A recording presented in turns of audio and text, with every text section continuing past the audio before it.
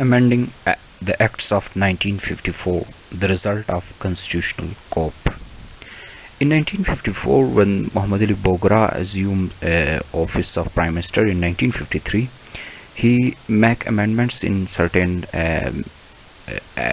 constitutional acts in 1954, which were very good, but they were the result of constitutional coup in Pakistan. The Constituent Assembly, in the same session in which the report of Basic Principle Committee was adopted, passed two more important bills. The first was the Repeal Paroda, Public Representative Office Disqualification Act, and the second one was they make amendments in section 9, 10, 10A and 10B of Government of India Act 1935 as adopted for Pakistan. These two amendments were very good, but they became a constitutional coup, which were the reason for the removal of Muhammad Ali Bogra's ministry as well. Now we will see these two amendments.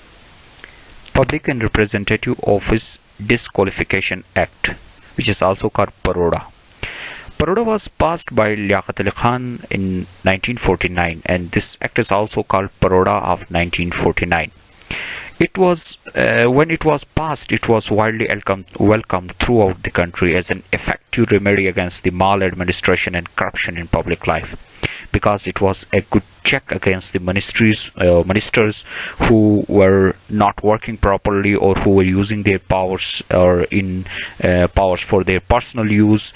So it was a check for those ministers. That's why it was widely welcomed when it was passed.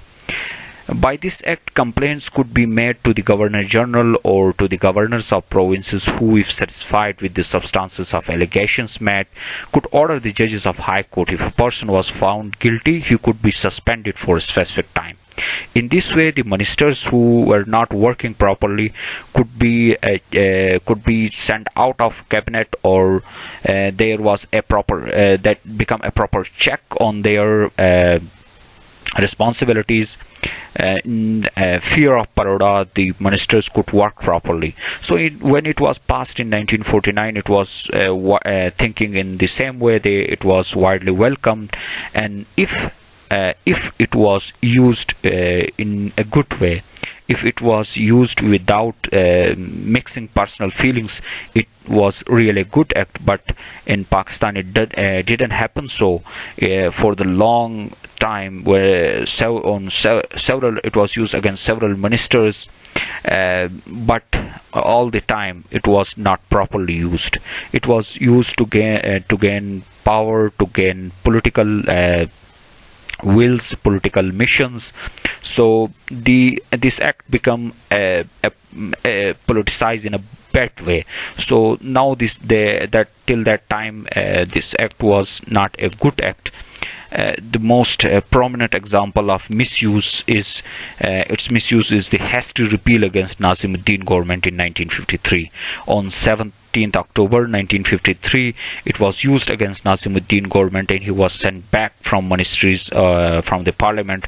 Although Nazimuddin still enjoyed majority confidence in parliament, but against him this act was used.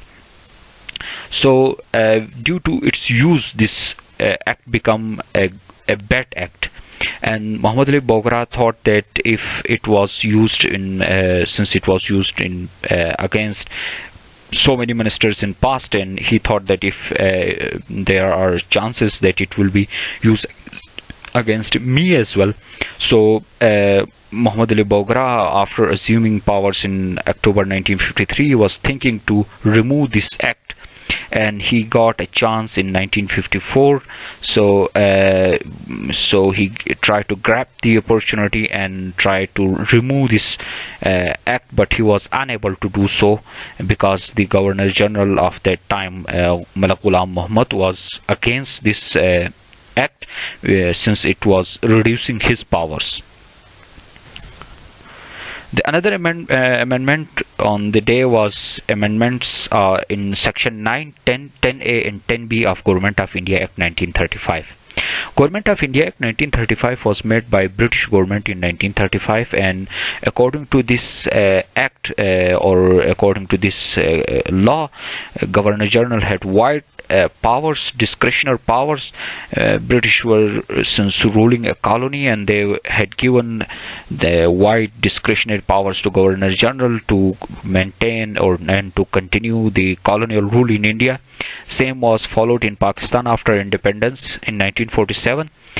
So the Governor General had wide discretionary powers to dismiss ministries at his own will. If he thought that the ministries are not working properly, he could dismiss them. He had the powers to appoint ministries. So all ministers were working at his pleasure.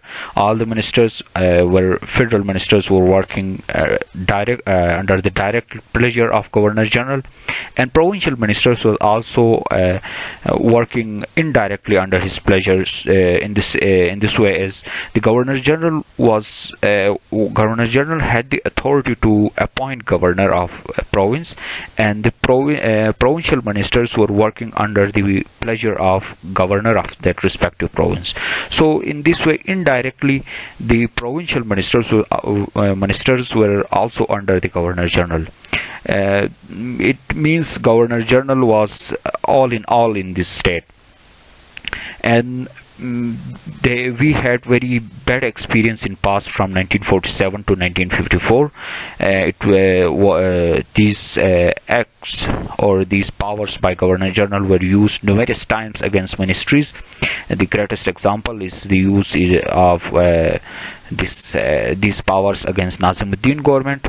So Muhammad Ali Bogra tried to remove these powers from Governor General and reduce his powers, and to enhance the powers of Parliament to grow the parliamentary politics in Pakistan.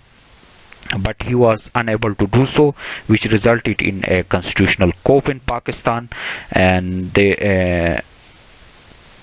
which resulted in a constitutional coup in Pakistan. The purpose of these amendments was to divest the powers of Governor General and enhance the powers of Assembly. So the Assembly could be more powerful because from 1947 to 1954, couple of ministries had been dissolved by Governor Generals, and in eyes of people, Assembly has become a powerless body. People were thinking that Assembly is a powerless body which can't do anything. So to remove this concept or this stereotype in public view, Muhammad Ali Bogra attempt to dissolve the powers of Governor General and to enhance the power of Assembly, and so this was a very good step towards the growth of parliamentary democracy in Pakistan.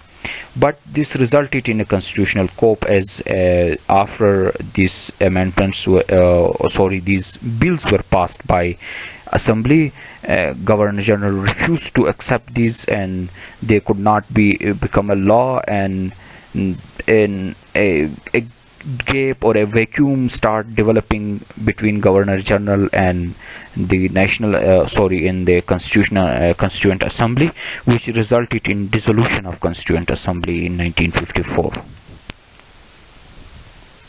And as a result, after the dissolution of Constituent Assembly, we know that Maulvi Tamizuddin had made a plea in court, which resulted in a series of constitutional cases in Pakistan.